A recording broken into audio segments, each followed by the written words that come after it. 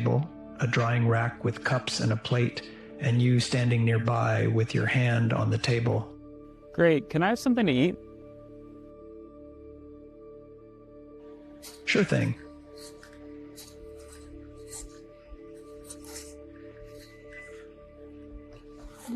Great.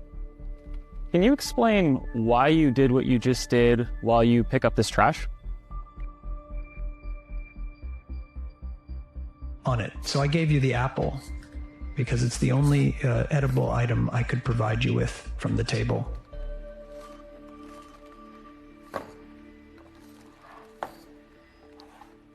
Great. So, based on the scene right now, where do you think the dishes in front of you go next?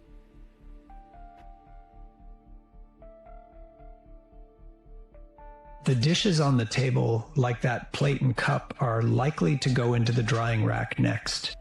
Great. Can you put them there? Of course.